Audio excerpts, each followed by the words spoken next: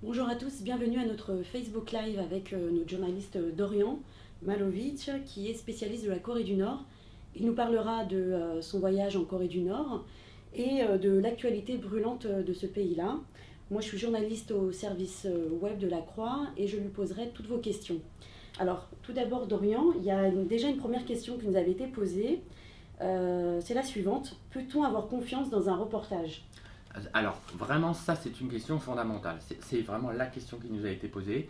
Et pour commencer à parler de ce pays, effectivement, et de ce que j'ai rapporté de là-bas, c'est vraiment important. C'est-à-dire, sur ce pays qu'on connaît vraiment peu, sur beaucoup d'informations quand même circulent, vous avez beaucoup de mauvaises informations, des informations fausses, vous avez beaucoup de propagande qui vient de tous les pays voisins, il faut être clair, la Chine, la Russie, la Corée du Sud, le Japon, les États-Unis et la Corée du Nord évidemment, donc chacun a son message, donc il faut bien l'expliquer. Alors moi j'y suis allé, je le répète, avec un visa officiel de journaliste octroyé par la délégation nord-coréenne à Paris.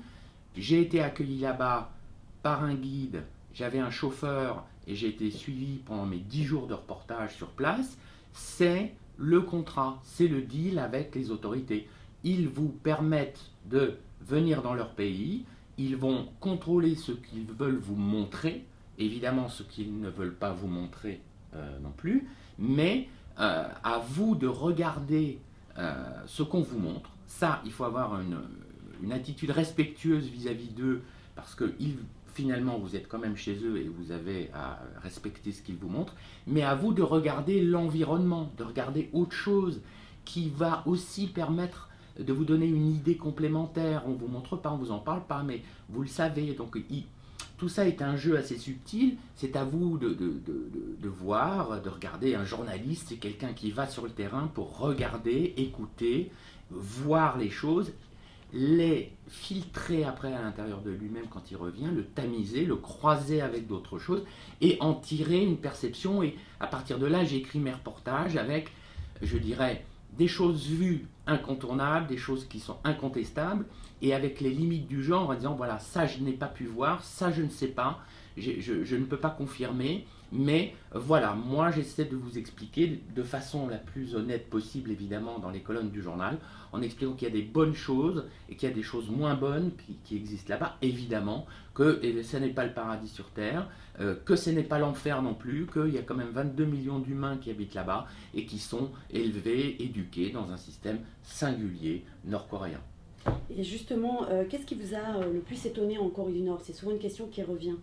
Alors, après 10 jours, après des années de travail, de recherche sur le pays, ce qui m'a frappé dans l'actualité, en plus dans l'actualité très tendue, militarisée sur la péninsule, c'est l'unité et le ciment, je dirais, nationaliste qui unit tout le peuple. C'est-à-dire les gens qui nous ont fait visiter les usines, qui nous ont parlé quand on a été accueillis dans des écoles, des orphelinats, des hôpitaux, on a un discours très mobilisé contre Trump. Alors, Donald Trump, ils savent qui c'est, évidemment, ils sont informés par les journaux officiels, par la radio, par la télé. Je crois que, bon, la réalité, c'est qu'ils ne reçoivent qu'un seul message, un message unique, en réalité. Donc, tout le monde va dire à peu près la même chose, mais la détermination à se battre au cas où une guerre conventionnelle éclate,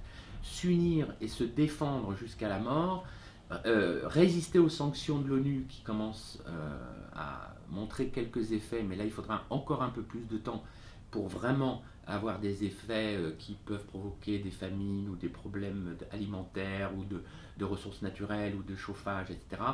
Donc ça c'est ce qui m'a beaucoup frappé, mais je l'ai expliqué parce que évidemment tout le monde baigne dans la même atmosphère d'information qui dit nous avons un ennemi depuis 60 ans, il veut nous envahir, nous nous défendons et nous nous donnons les moyens de nous défendre, et là on arrive à l'arme nucléaire. Et ce qui peut aussi intéresser les internautes, c'est la condition de vie des Nord-Coréens. Oui. Qu'est-ce qui vous a étonné dans leurs conditions de vie? Parce qu'on pense souvent qu'ils sont pauvres. Oui, alors ça évidemment, avec l'idée d'arriver sur le terrain, c'est que vous réalisez que la situation des Nord-Coréens, les conditions de vie des Nord-Coréens, s'est beaucoup améliorée depuis au moins 5-6 ans. Ça, c'est aussi ce qui m'a beaucoup frappé. C'est-à-dire, je savais que ça n'était plus la famine. Hein, les Nord-Coréens ne meurent plus de faim aujourd'hui.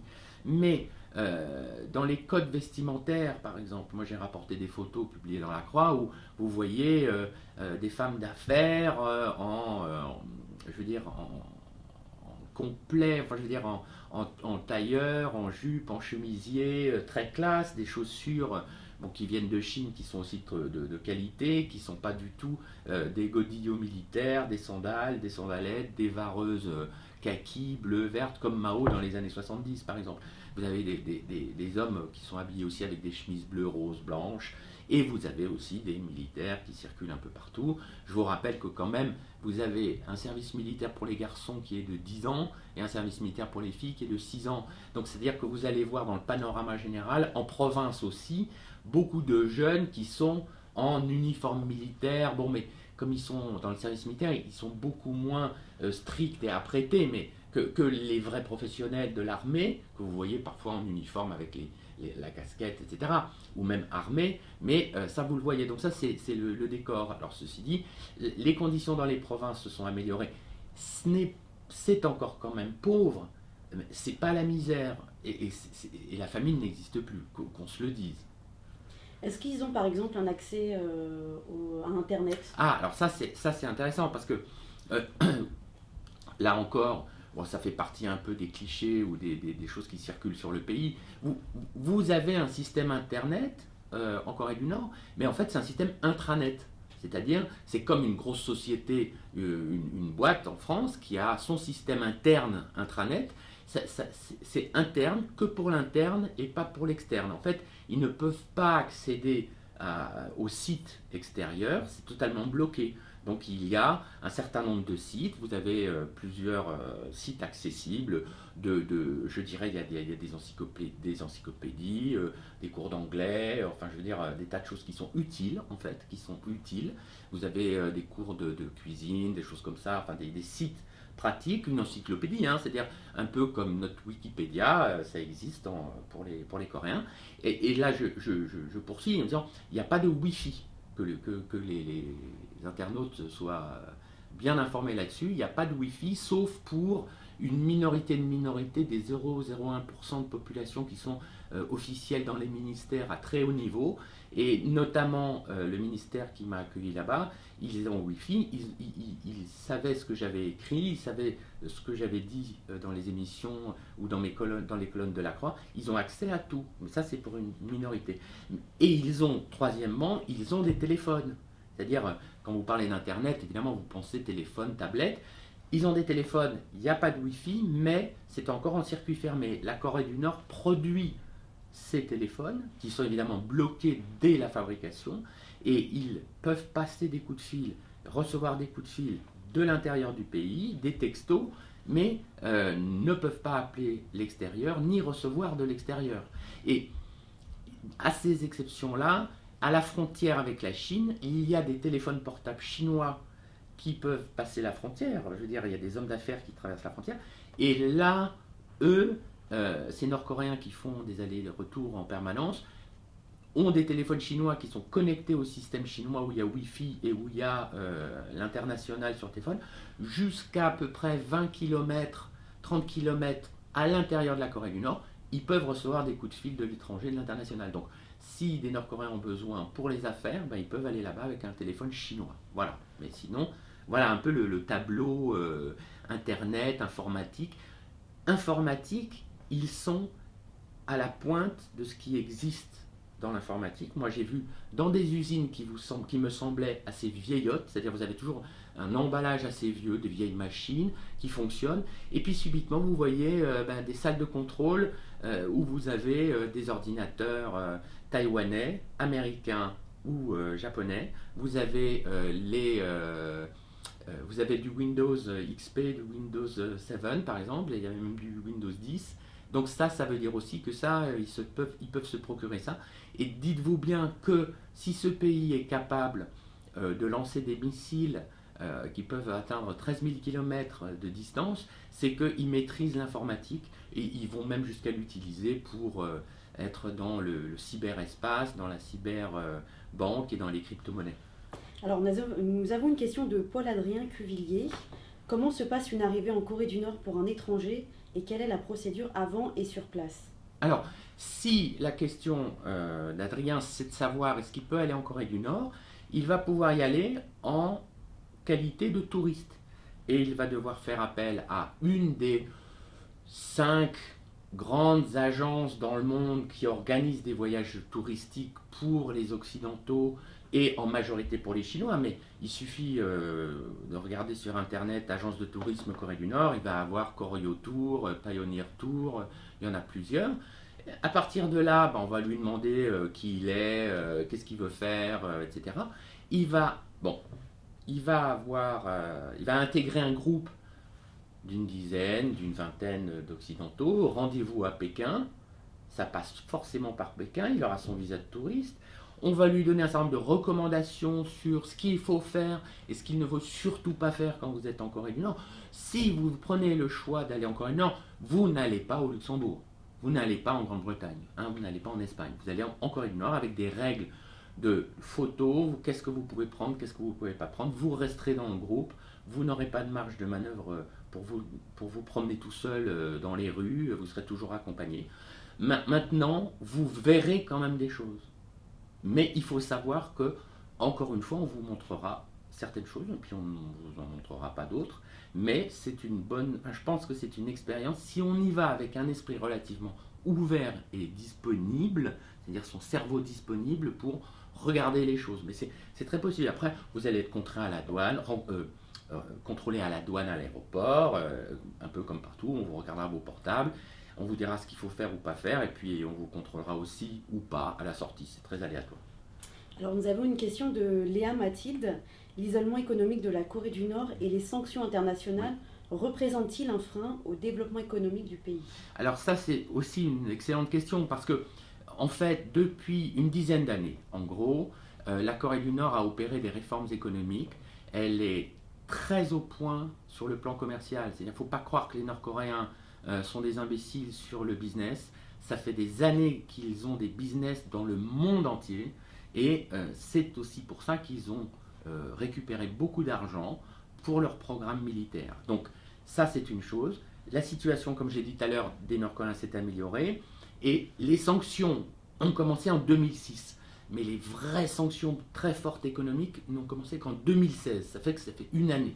Donc elles ne sont pas encore, je dirais, perceptibles, mais elles risquent effectivement à terme de poser un problème à ce processus de réforme, parce que si tout le monde applique les sanctions, je vous rappelle qu'il y a plus de 50 pays qui n'ont pas appliqué les sanctions de l'ONU alors qu'elles ont été votées, donc il y a beaucoup de moyens de détourner ces sanctions. La Corée du Nord sait très bien faire ça fait assez d'années qu'elle travaille en clandestin, si vous voulez, et la Chine est à côté, et des boîtes chinoises peuvent très bien travailler à la Corée du Nord. Maintenant, ça risque de poser un problème à terme. Si elles sont appliquées véritablement, ça peut faire mal, mais ça peut faire mal.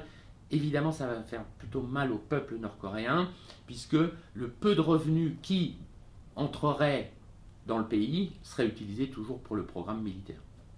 Nous avons une autre question de Claudio Abosco. Est-ce qu'il existe des chrétiens en Corée du Nord? Alors chrétiens, catholiques, protestants, d'accord, ou je veux dire même musulmans ou autres. Alors, moi j'ai eu l'occasion d'aller visiter la seule église catholique de toute la Corée du Nord, église construite en 88 parce que tout a été détruit en 48. Ça a été purgé, on a éliminé les chrétiens, on a renvoyé les missionnaires en Chine, enfin ailleurs via la Chine, on les a expulsés, et les chrétiens ont été vraiment laminés en Corée du Nord. Là aujourd'hui, ils veulent donner l'impression qu'ils sont au courant qu'il y a des religions dans le monde, ça ils le savent. Il y a 2 temples protestants, une église catholique, il y a une église orthodoxe, et on peut célébrer ou pratiquer au sein des ambassades de leur territoire extérieur. Maintenant, l'énigme du nombre de chrétiens catholiques protestants est assez compliquée. On entend parler de quelques milliers. Maintenant, la question est de savoir, est-ce que ce sont des chrétiens qui sont souterrains, un peu comme ça a été le cas en Chine depuis 1948, Là, j'en doute beaucoup que des chrétiens protestants catholiques aient pu continuer à vivre secrètement leur foi quand on connaît le système politique du pays, hein, où, je veux dire, ils reconnaissent les libertés religieuses dans la Constitution, mais dans la réalité, ça n'est pas le cas. Donc ça, c'est très compliqué à mon avis. Ça, c'est très compliqué. Il peut y avoir eu des Nord-Coréens qui ont fui le pays pendant la famine, qui ont été aidés et récupérés, si j'ose dire, par des protestants sud-coréens ou américains en Chine ou en Corée du Sud, et qui ont été renvoyés en Corée du Nord. Donc ça, on peut aussi se dire que il peut y en avoir peut-être quelques poignées. Mais pratiquer et diffuser, ça reste compliqué, sauf peut-être le long de la frontière avec la Chine. Mais ça reste très compliqué de dire. De toute façon, il n'y a pas de prêtre, il n'y a pas d'évêque, il n'y a pas de baptême. Je veux dire, il n'y a pas de prolongement, il n'y a pas de lien extérieur.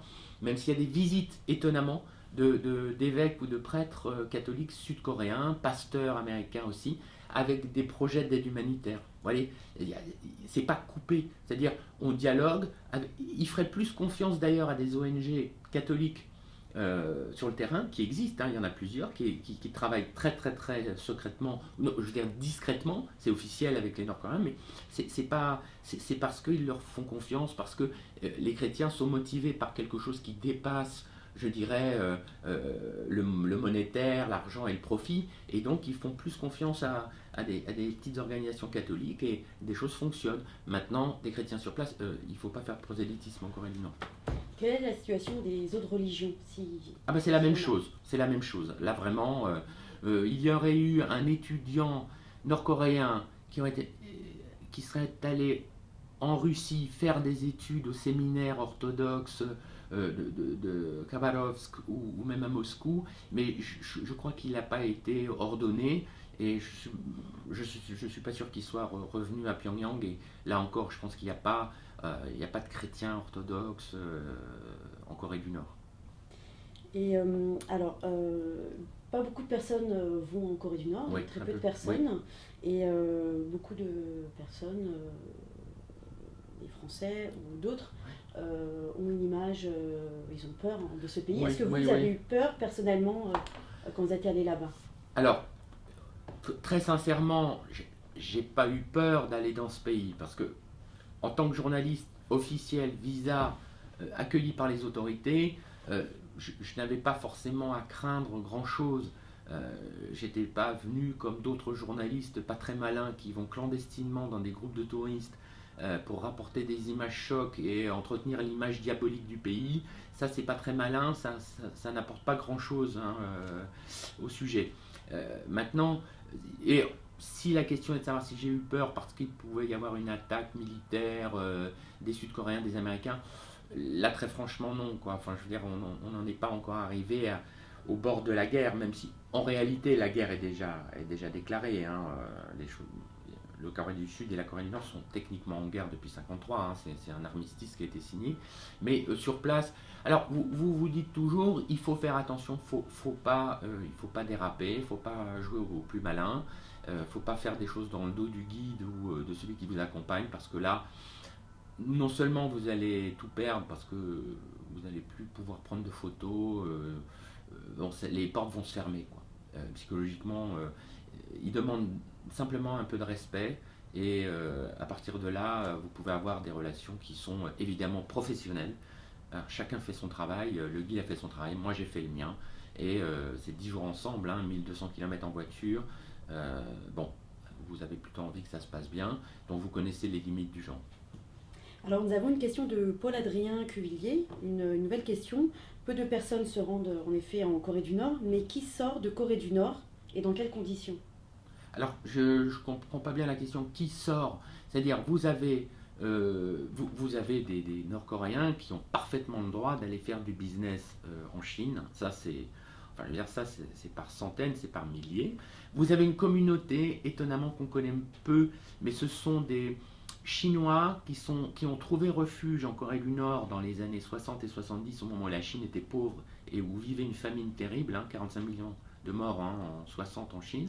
Ils se sont trouvés refuge en Corée du Nord, qui à l'époque était riche, et ils ont une double nationalité. Et eux peuvent rentrer, sortir comme ils veulent. Donc ça, c'est pour les sorties, je dirais, légales, autorisées, business ou autre. Et vous avez après l'autre catégorie, c'est des Nord-Coréens qui veulent quitter le pays, qui veulent le fuir parce qu'ils considèrent que leur conditions de vie ne leur convient plus. Enfin, je dirais, ils sont, je dirais, ils veulent trouver à l'extérieur quelque chose de beaucoup plus flamboyant. Les motivations de ces défecteurs, vous en avez à tous les niveaux. Vous avez le petit peuple, des paysans, des ouvriers, des ingénieurs, des militaires, des policiers. Vous avez toutes ces catégories-là. Ils sont 30 000 en Corée du Sud aujourd'hui. Donc ça fait 30 000 depuis 1953. Mais la majorité a commencé à venir en Corée du Sud, par la Chine évidemment, à partir de la famine des années 90. Donc eux sont en Corée du Sud et ne sont pas très très bien acclimatés, ils sont quand même pas très bien traités par les Coréens du Sud qui les considèrent un peu comme des peknos et comme des ploucs, ce que les Coréens du Sud étaient il y a 50 ans, et cette image qui leur est renvoyée n'est pas très appréciée. Donc on a beaucoup d'alcoolisme et de violence et de chômage chez les Nord-Coréens, mais pas tous. Maintenant, pour être clair, ils ne fuient pas le pays en majorité, je dirais, pour des raisons idéologiques, dans le sens où quand ils sortent, ils veulent d'abord mieux vivre, profiter de la vie, avoir la télévision, des programmes, du divertissement. L'idéologie, la démocratie, la liberté, les droits de l'homme, c'est quelque chose qui viendrait dans un second temps, une fois qu'ils sont en Corée du Sud et qu'ils sont passés par les services de renseignement qui leur expliquent que voilà, maintenant ici, vous avez le droit de faire ci, vous avez le droit de faire ça. En fait, ils subissent quand même un choc culturel en arrivant d'abord en Chine. C'est un peu, je dirais, le sas de décompression. Quand même découvrir les libertés en Chine, c'est assez cocasse. Et en Corée du Sud, évidemment, là, ils voient que ça ne fonctionne pas du tout comme au Nord. Une question que tout le monde se pose, est-ce qu'une guerre va éclater? Alors, ça, c'est la question récurrente. Évidemment, si vous voulez, le dossier nord-coréen évolue déjà depuis des décennies, depuis que le pays a commencé ses programmes nucléaires. C'est là où on a commencé à en parler, parce qu'un petit pays comme ça qui commence à lancer son programme nucléaire, c'est pas rien, donc ça inquiète. Maintenant, ça a commencé il y a 30 ans. La réalité, c'est 2006. C'est le premier essai nucléaire nord-coréen, et à partir de là, tout le monde s'inquiétait du développement de cette technologie nucléaire, mais c'est vrai que aucune diplomatie américaine n'a réussi vraiment à contenir, limiter ou arrêter le processus. Des essais diplomatiques ont été faits dans les années 90, avec George Bush dans les années 2000, ça s'est totalement arrêté, et même Obama est resté relativement inactif sur le dossier.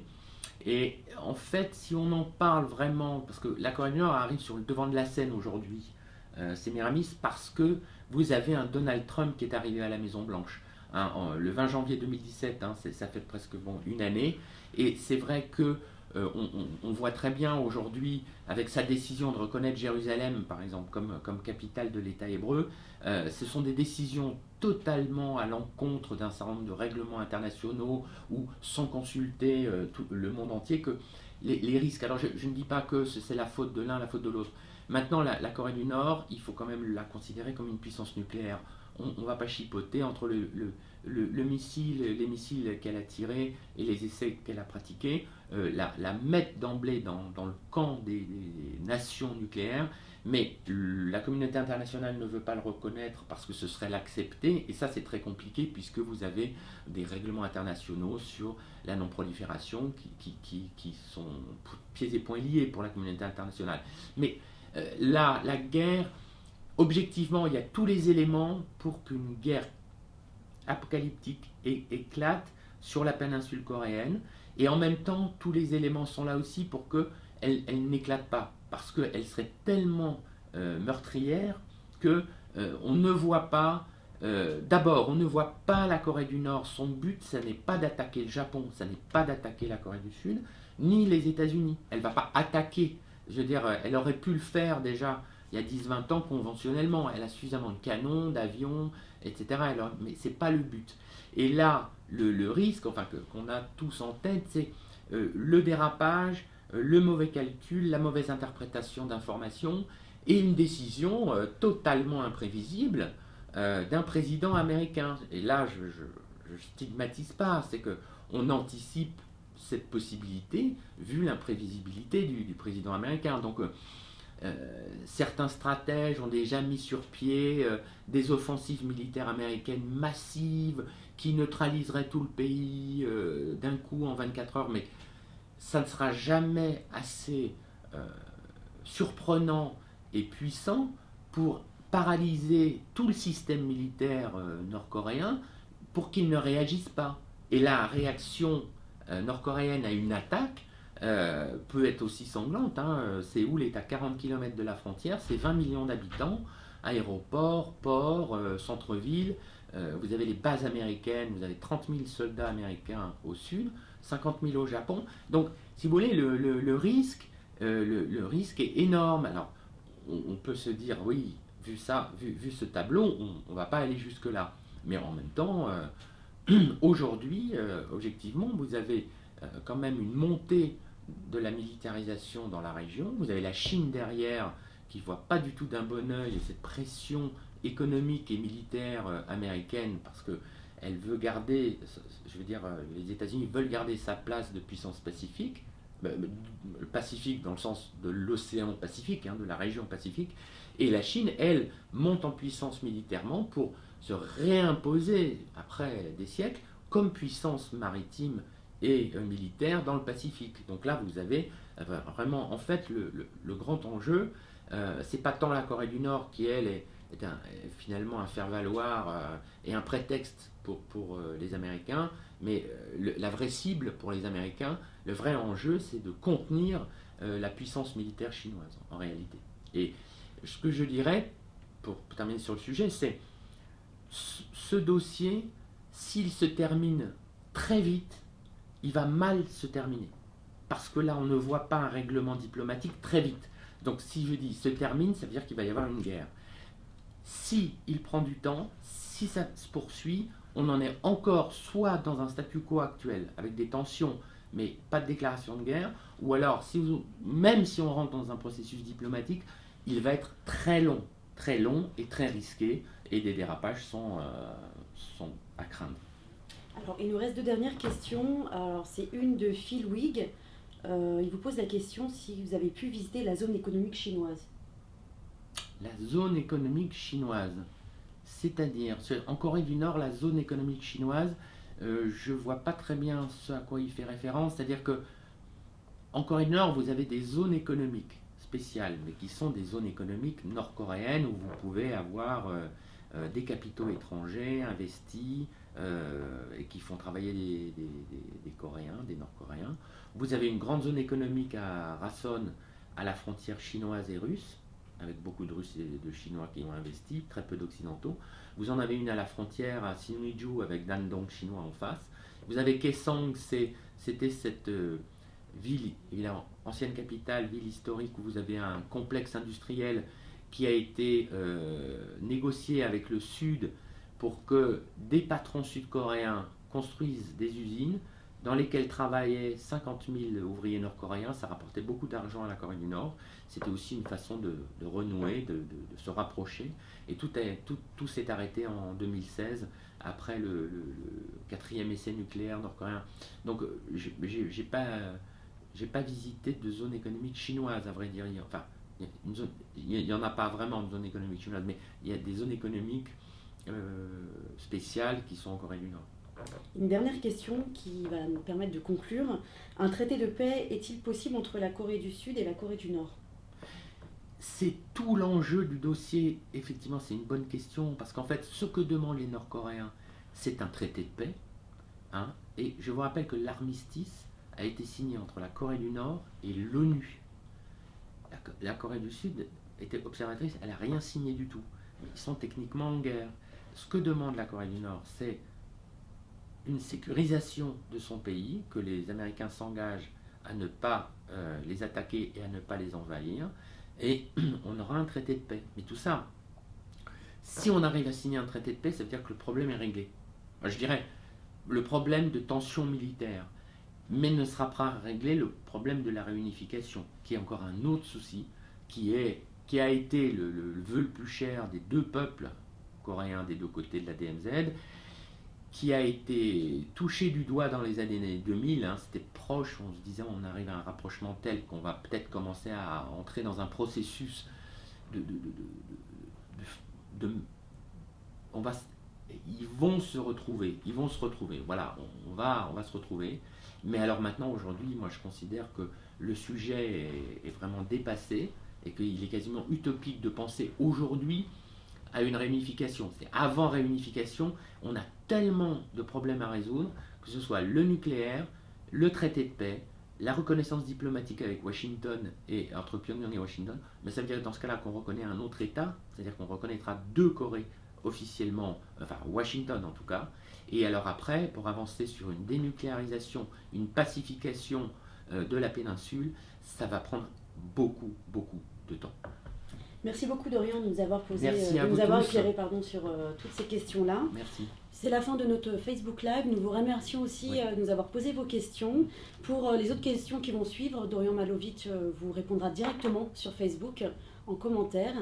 Et merci à tous.